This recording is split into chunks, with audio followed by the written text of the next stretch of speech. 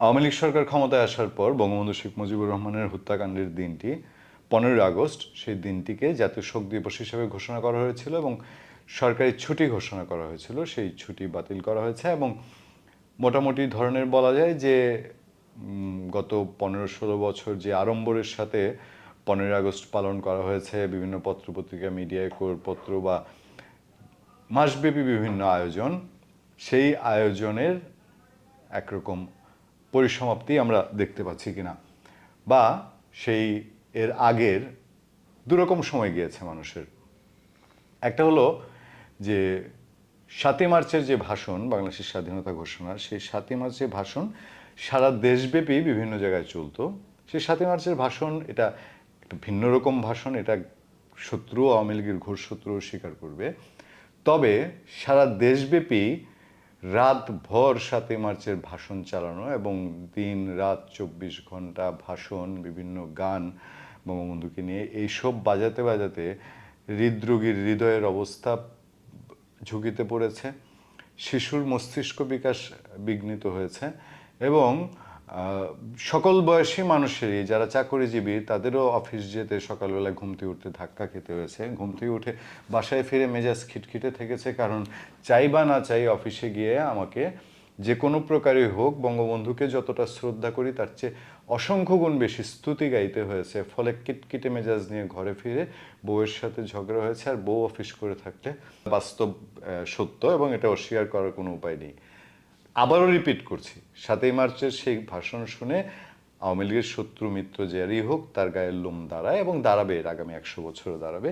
কিন্তু এই ভাষণ এমন শোনানো হয়েছে, এমন শোনানো হয়েছে যে এই শোনানো কিছুটা বদহজম বাঙালির হয়েছে কিনা। আমি অনেকবার অনেক সময় বলার চেষ্টা করেছি, কিন্তু সেই পরিবেশ, গলার স্বর আমার এতটা উঠার হয়তো দুঃসাহস হয়নি যে বঙ্গবন্ধুকে আওয়ামী লীগের 16 বছরের শাসনে যেই জায়গায় ডুবানো হয়েছে, যে জায়গায় তাকে এই স্তুতি করতে করতে আপনি উঠতে যান, বসতে যান, টয়লেটে বা মন্দির মসজিদে বা পবিত্র স্থানে যান, আপনাকে বঙ্গবন্ধুর নাম নিতে হবে এই প্রকৃতির সেরা সৃষ্টিকর্তার আগে, এরকম এক পরিস্থিতি তৈরি হয়েছিল। এবং আপনারা দেখেছেন যে যে কোনো কিছুতেই আপনার এটা এমন এমন সব কাজে, টয়লেটে পর্যন্ত বঙ্গবন্ধুর ছবি লাগিয়েছে, এগুলো পত্রপত্রিকায় রিপোর্ট হয়েছে।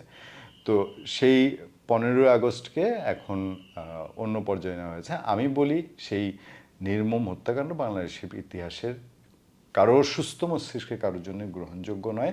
এটা আমরা কারো ক্ষেত্রেই চাই না। বাংলাদেশের কোনো রাষ্ট্রনায়ককেই এই ধরনের পরিণতি বরণ করতে হোক, এটা আমরা কোনোদিনই চাই না। আমরা সবসময়ই প্রয়াত রাষ্ট্রপতি জিয়াউর রহমানের হত্যাকাণ্ডের বিরোধী। আমরা বলেছি যে এই সমস্ত কাজগুলো খুব খুব বিশ্রী রকম, এবং এই কাজ কোনোভাবে টলারেবল না। কেন এই প্রসঙ্গটি উঠছে? দৈনিক মানবজমিনে একটি খবর আমাদের চোখে পড়েছে, যেখানে বলা হচ্ছে অভিনেত্রী রোকেয়া প্রাচীর উপর হামলার ঘটনাটি কেন, সেটি একটু যদি নজর দিই। ধানমন্ডি 32 নম্বরে বঙ্গবন্ধু শেখ মুজিবুর রহমানের বাড়িতে বুধবার 14 আগস্ট সকাল থেকে অবস্থান করছিলেন অভিনেত্রী রোকেয়া প্রাচী। অবস্থান প্রসঙ্গে জাতীয় চলচ্চিত্র পুরস্কারপ্রাপ্ত অভিনেত্রীর দাবি ছিল, হোক সকল হত্যার, সকল নৈরাজ্যের বিচার।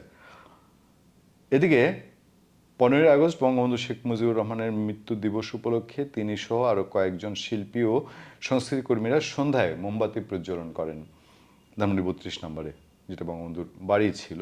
সেই সময় এই আয়োজনে উপস্থিত সবার উপরে হামলা হয়েছে। বিষয়টি নিয়ে রোকেয়া প্রাচী বলেন, সন্ধ্যা 7:15টার দিকে আমাদের উপরে অতর্কিত হামলা হয়। আমরা শান্তিপূর্ণভাবে কর্মসূচি পালন করছিলাম, হঠাৎ আমাদের ঘিরে ধরে বেধড়ক পেটানো হয়। তিনি বলেন, মূলত তারা আমাকে টার্গেট করেছে, প্রত্যেককে আমরা শিক্ষিত মনে হয়েছে, তারা খুব শুদ্ধ ভাষায় কথা বলেছে।